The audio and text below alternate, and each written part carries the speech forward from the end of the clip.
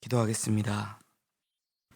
우리를 사랑하시는 하나님 아버지, 오늘도 저희에게 새날을 허락하여 주시고 이 하루의 시작을 하나님 앞에 나와 예배하고 기도함으로 시작하게 하심에 감사를 드립니다.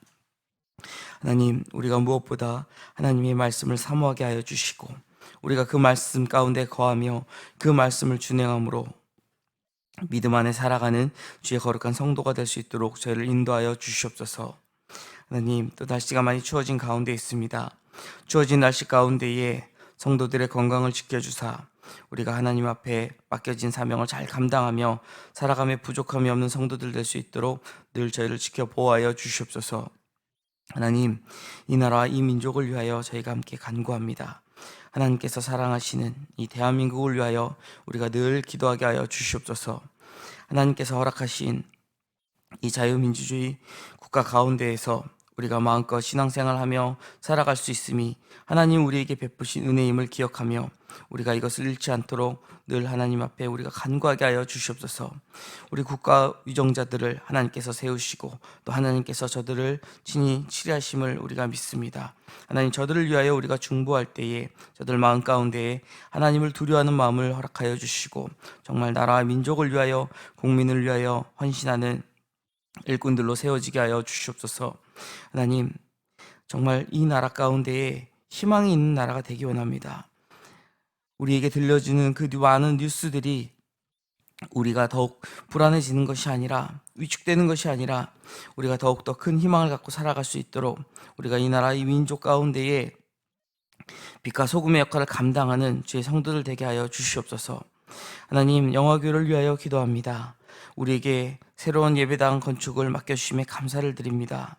현재 진행되고 있는 이 건축을 바라볼 때에 우리가 예상하며 염려하고 있는 일들이 많이 있지만 이 모든 일이 우리의 일이 아닌 하나님의 일임을 기억하게 하시고 우리가 하나님께서 친히 주관하고 계심을 믿고 기도함으로 하나님의 역사를 바라보는 성도 되게 하여 주시옵소서.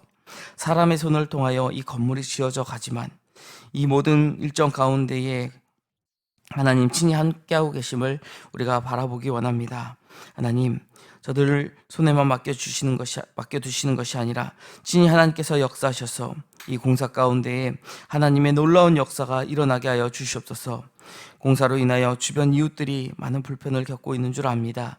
하나님, 저들 마음 가운데에 너그러운 마음을 허락하여 주시고 지어진 성전을 통하여 저들이 함께 복을 누리고 살아계신 하나님을 함께 만나며 함께 복을 누리는 귀한 자들이 될 수 있도록 하나님 함께하여 주시옵소서.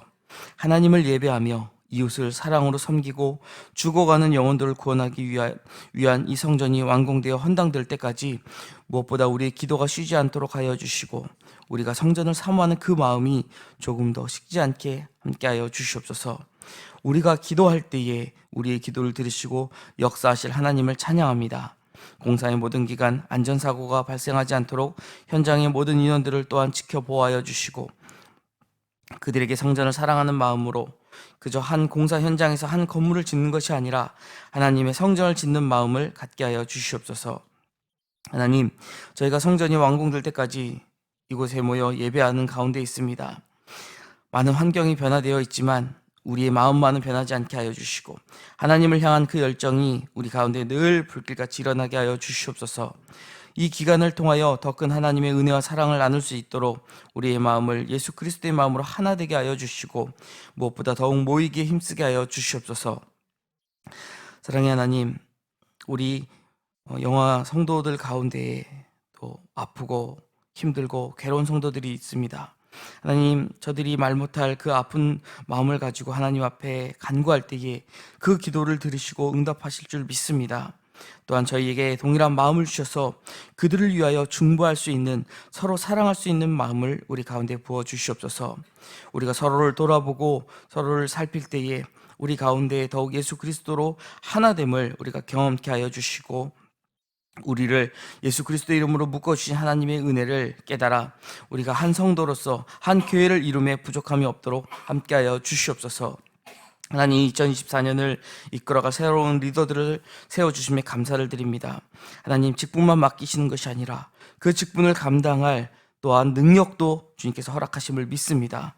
저들에게 능력을 허락하여 주셔서 맡겨진 사명을 감당하며 또 2024년 영화교회의 구역과 또 선교를 이끌어감에 부족함이 없도록 함께하여 주시옵소서.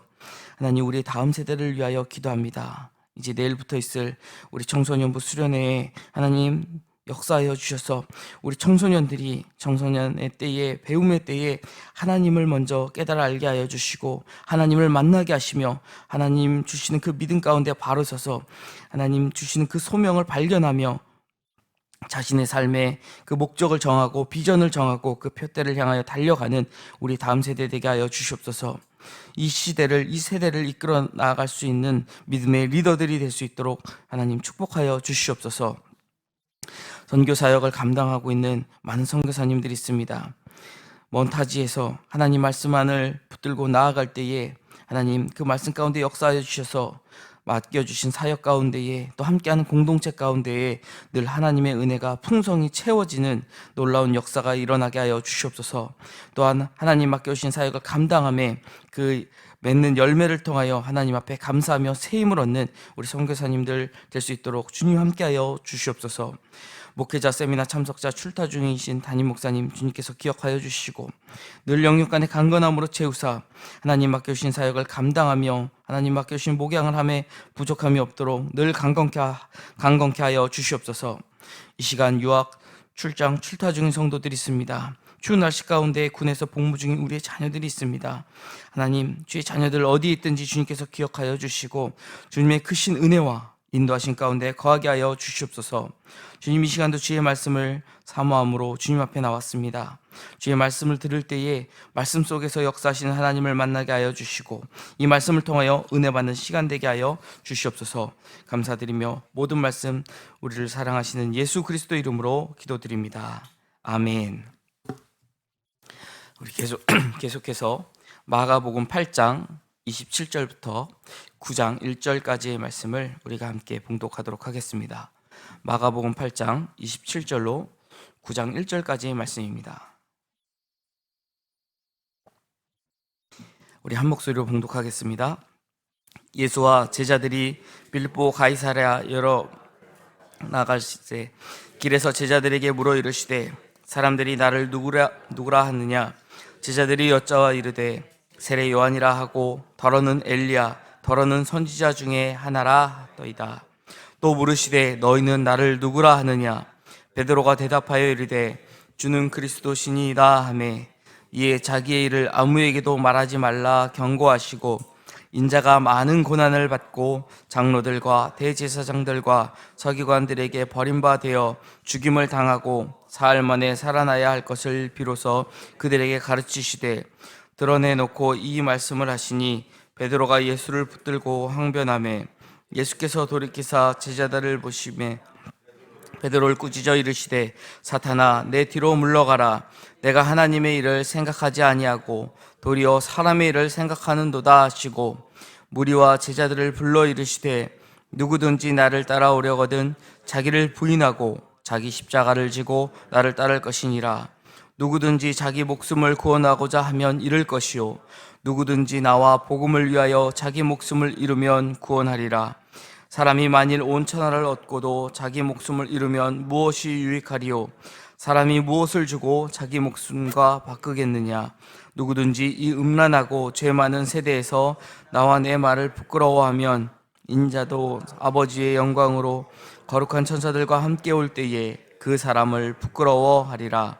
또 그들에게 이르시되 내가 진실로 너희에게 이르노니 여기 서 있는 사람 중에는 죽기 전에 하나님 나라가 권능으로 임하는 것을 볼 자들도 있느니라 하시니라. 아멘. 우리가 계속해서 읽고 있는 이 마가복음 6장 7절부터 9장 50절까지의 본문은 예수님의 우리가 흔히 갈릴리 3차 사역의 본문이다라고 이야기를 합니다. 그런데 특히 오늘 이 본문이 기록되어 있는 이 본문 가운데 기록되어 있는 우리가 잘 알고 있는 베드로의 신앙 고백 사건은 이 3차 갈릴리 사역을 양분하고 있는 그 전환점이 된다라고 볼 수 있습니다.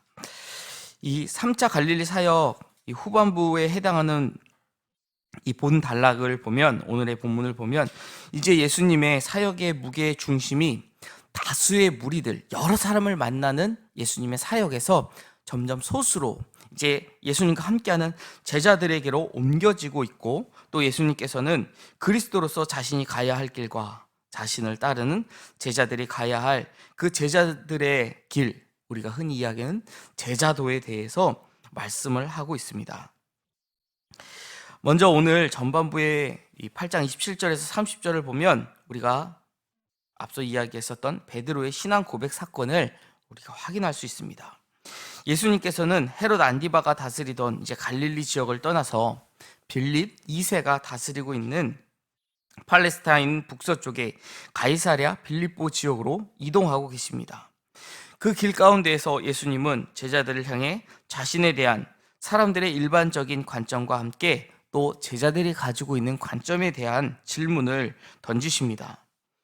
이 질문은 개인의 차원에서 각 개인의 구원과 심판을 판가름하는 질문이면서 또한 동시에 구속사적으로 예수님께서 지상 사역을 이제 십자가 사건을 약 한 1년 정도 앞둔 그 상황에서 십자가 순환 이후에도 구속 사역을 계승해 나가야 할 이 제자들에 대한 중간 평가와도 같은 그런 시험적인 질문이었다라고 우리가 볼 수 있는 것입니다. 예수님의 질문에 대해서 베드로는 제자들을 대표하여 예수를 그리스도라고 이제 고백을 합니다. 그래서 이어 8장 31절로 9장 1절의 말씀을 보면 이제 베드로의 신앙 고백을 들으신 예수님께서 비로소 그들에게 자신이 받게 될 고난과 또한 죽음이 그의 예수님께 임할 것을 말씀하시고, 또 죽음뿐만 아니라 부활하실 것에 대해서 그들에게 예고하십니다. 이것을 우리가 순환 예고라고도 하는데, 첫 번째 순환 예고가 여기서 등장하는 것이죠. 예수님께서 오늘 본문 가운데 지금 제자들에게 사람들이 나를 누구라 하느냐라는 이 질문으로 우리가 돌아가서 보면 예수님께서 드디어 이 질문을 꺼내셨다라고 하는 것. 왜 예수님은 이 질문을 지금 여기서 하고 계실까? 그런 의문을 가져보았습니다. 성경 본문은 여기에 대한 질문을 하지 않지만 예수님께서는 후에 예수님께서 이제 십자가에 달려 죽게 될 것을, 그 고난받게 될 것을 말씀하시면서 비로소 그들에게 이것을 말씀하셨다라는 이 본문을 볼 때에 이제는 이것을 내가 제자들에게 알려야 할 때가 되었다라는 것으로 우리가 받아들일 수 있습니다. 예수님께서 제자들을 데리고 한 3년 반 정도의 공생애를 우리가 지내셨다라고 흔히 알고 있는데, 지금 한 1년 정도의 공생애를 남기고 있다라는 시점으로 우리가 계산해 볼 때에 한 2년 반, 어느 정도 제자들이 이제 훈련을 받고 성숙했으니까 제자들에게 이 이야기를 해도 되겠다라고 그렇게 생각해 볼 수도 있는데, 이 이야기를 우리가 쭉 보면은 아직도 제자들에게는 그 믿음이 없다라는 것을 잘 알 수 있습니다. 예수님은 제자들의 상황에 따라서 이 말씀을 하신 것이 아니라 예수님께서 이제 자신에게 주어진 그 사명, 이 공생애의 기간 가운데에 이제는 제자들이 이것을 알아야 할 때가 되었기에 이 말씀을 던졌다라고 볼 수 있습니다. 자, 그럼 예수님의 질문의 그 본질, 예수님은 누구신가? 예수님은 누구신가라는 그 질문에 사람들은 지금 예수님을 세례 요한, 엘리야, 선지자 정도로 여겼다라고 제자들이 대답을 합니다. 즉 선지자로 예수님을 이해했다라고 볼 수 있다라는 것이죠. 하지만 베드로는 예수님이 그리스도, 즉 왕이다, 참된 왕 중의 왕이시다, 우리를 구원할 구원자시다라고 그렇게 고백하고 있습니다. 갈릴리에서 보여주신 예수님의 행보는 왕과는 그리 어울리지 않았습니다. 하지만 제자들은 예수님께서 이스라엘을 다시 세우실 왕이심을 깨달았다라는 것이죠. 그런데 이는 베세다 맹인이 흐릿한 시야로 회복된 단계와 비슷한 깨달음이었다라는 것을 우리에게 보여줍니다. 예수님께서 병자를 치유하실 때에, 특히 이 베세다 맹인을 치유하실 때는 2번에 걸쳐서 치유했었던 그 상황을 우리가 앞서 본 적이 있습니다. 왜 예수님께서 굳이 2번이나 베스다 맹인을 안수하시며 치료하셨을까? 예수님께서는 특별히 안수하지 않으셔도 그냥 나으라고, 너의 병이 나았다라고 선포만 하셔도 충분히 그 병이 나을 수 있음에도 불구하고 그렇게 하셨던 것은 바로 제자들로 하여금 그들이 깨달음을 얻게 하시기 위함이었다라는 것을 우리가 보았었습니다. 여기서도 마찬가지입니다. 제자들은 예수님과 함께 예루살렘으로 향하는 길에서 예수님의 왕권이 어떠한 것인지를 이제 배워야 했습니다. 30절에서 33절의 말씀을 보면 예수님은 갈릴리에서 감추셨던, 그리고 제자들 외에 알려져서는 안 될 그 진리를 제자들에게 30절과 31절을 통하여 이제 드러내셨습니다. 예수님이 그리스도 되심은 죽음과 부활을 통해 이루어질 것이다 라는 것을 우리는 복음서를 통해 이미 알고 있습니다. 예수님은 이때 죽음만이 아니라 부활도 분명히 같이 말씀하셨으므로 절대 패배에 대한 예언이 아니었다라는 것이죠. 그런데 베드로가 그 이야기를 듣고 예수님을 붙잡고 항변하였습니다. 항변하였다라고 번역되어 있지만 우리가 이 에피티마오라는 헬라어를 원어적으로 보면은 예수님을 훈계하다, 꾸짖다라는 그런 뉘앙스를 갖고 있다라는 것이죠. 아마 예수님의 이야기를 듣고 베드로는 예수님을 붙잡고 거칠게 얘기했을 겁니다. 예수님, 선생님, 무슨 말씀이십니까? 우리가 여기에 있는데 어떻게 선생님께서 그런 일을 당하신단 말입니까? 결코 그럴 수 없습니다. 우리 주님이 그리스도신데 어떤 누가 당신에게 이렇게 박해를 가할 수 있단 말입니까? 강하게 예수님 앞에 항변하였다라는 것이죠. 베드로가 예수님을 꾸짖고 예수님이 다시 제자들을 보시면서 이제 베드로를 꾸짖는 내용이 이어집니다. 사탄아, 내 뒤로 물러가라. 방금 전에 예수님을 그리스도로 고백했었던 그 제자에게 하신 말씀이라고는 생각하기 어려울 정도로 예수님은 강하게 베드로를 질책하셨습니다. 세상에 살아가는 가운데 이 세상 속의 승리로 왕의 자리에 오르는 것은 하나님의 일이 아니라 사람의 일을 따르게 하는 사탄의 계략에 휘말리는 것이다 라는 것이죠. 십자가의 길이 하나님의 백성을 구원하는 참된 왕의 길임에도 불구하고 지금 베드로는 아직 참된 그리스도의 길을 이해하지 못하였기에 자신들이 알고 있었던 그 메시아 대망사상에 빠져 메시아가 오면 우리를 구원할 것이다, 저 로마의 압제로부터 우리를 구원하실 것이다, 이제 다시 다윗의 왕조를 회복시키실 것이다 라는 생각에 사로잡혀 이러한 이야기를 하고 있었다라는 것입니다. 하지만 십자가의 길이 하나님께서 예수 그리스도를 우리에게 보내셨던 그 이유였고 예수님께서 이 땅을 살아가신 이유였다라는 것이죠. 예수님은 후에 당신을 따르는 제자들의 도에 대하여 말씀하십니다. 예수님은 누구신가? 라는 갈릴리 단락의 주제가 이렇게 마무리되면서 이제 예수님을 따르는 것은 무엇인가? 라는 새로운 주제가 제시된 것입니다. 제자의 길, 곧 자기를 부인하고 자기 십자가를 지고 예수님을 따르는 것이 제자의 길이다라고 오늘 본문은 우리에게 말씀합니다. 당시 반란을 일으킨 자들이 줄줄이 십자가를 지고 형장으로 끌려가는 그 모습을 지금 예수님은 형상화하여 제자들에게 말씀하셨습니다. 예수님은 이처럼 목숨을 잃는 길을 걸어갈 때에야 온 세상보다 더 소중한 자기 목숨을 구원할 수 있으며 세상의 권세를 다 가져봐야 결국 목숨을 잃게 될 것인데 그것이 무슨 소용이 있겠느냐고 말씀하십니다.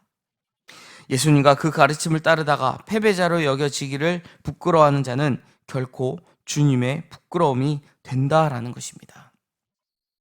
로마 시대, 예수님께서 살아가셨던 그 시대, 그리고 사도들이 살아갔던 그 시대에는 그리스도를 믿는 그리스도교에 대한 수많은 핍박과 압제가 있었다라는 것을 우리가 역사를 통해 잘 알고 있습니다.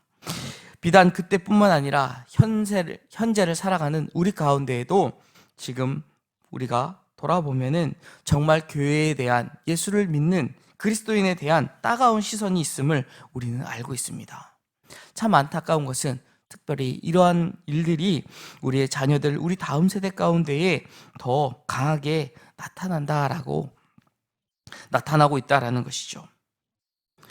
우리 다음 세대, 우리 자녀들이 자신 있게 내가 예수를 믿는다, 나는 교회 다닌다, 이러한 이야기를 하지 못하고 그것을 감추는 그런 시대를 우리가 살아가고 있다라는 것이죠. 이 말씀은 이런 시대 가운데에 예수님을 믿는 것에 대하여 위축된 그런 성도들에게 참 큰 도전의 말씀이 되지 않을 수 없습니다. 우리에게 주님은 분명히 말씀하셨습니다. 나와 복음을 부끄러워한 자를 내가 다시 올 때에 하나님 앞에서 내가 부끄러워하겠다. 굉장히 간결한 표현이지만 이 간결한 표현 가운데 참 우리가 예수님을 어떻게 생각하고 우리에게 믿음이 있다라는 것이 우리가 어떻게 받아들여야 하는지를 잘 설명해 주고 계시는 것 같습니다. 예수님은 이후 제자들 중 3명에게 변화산에서 영광을 이제 보여주실 것인데, 이는 십자가를 지고 예수님을 따르는 자들에게 그러한 영광이 주어진다라는 약속의 말씀입니다. 예수님 걸어가신 그 길은 세상의 길과는 분명 다른 길입니다. 우리가 가야 하는 그 길도 세상의 길과는 다른 길임을 우리는 깨달아야 할 것입니다. 그 길은 분명 고난의 길이지만 영광의 길입니다. 세상은 십자가를 지고 주님을 따르는 자를 감당할 수 없다라고 우리 주님도 친히 말씀하셨습니다. 우리 주님께서 가신 그 길은 힘들고 어렵고 좁은 길이지만 우리가 따라가야 할 길, 우리의 십자가를 지고 따라가야 할 그 길일 것입니다. 그 길 끝에서는 분명 우리 주님께서 우리를 기다리고 계시고 우리를 맞아 주실 것입니다. 우리 모두 이 길을 기꺼이 선택하고 거룩한 공동체를 함께 세워나가는 주의 거룩한 성도가 되기를 주님의 이름으로 축원드립니다. 기도하겠습니다. 사랑과 은혜의 하나님 아버지, 감사합니다. 하나님, 주님께서는 비로소 제자들에게 당신이 누구신지에 대하여 분명히 말씀하시면서 이제 당신이 당하시게 될 고난과 십자가의 죽음과 부활에 대하여 말씀하셨습니다. 하나님, 우리가 바라고 있는 예수 그리스도를 우리가 정하는 것이 아니라 정말 하나님께서 우리에게 보내주신 예수 그리스도가 어떠한 분인지를 깨달아 알고 우리도 그 모습을 본받아 주님 가신 그 길을 우리의 십자가를 지고 따라가는 주의 제자가 되기 원합니다. 하나님, 그 길이 비록 고난의 길이라 할지라도 좁은 문으로 들어가야 하는 힘들고 어려운 길이라 할지라도 우리가 믿음을 가지고 그 길로 나아갈 수 있는 주의 거룩한 성도들 되게 하여 주시옵소서.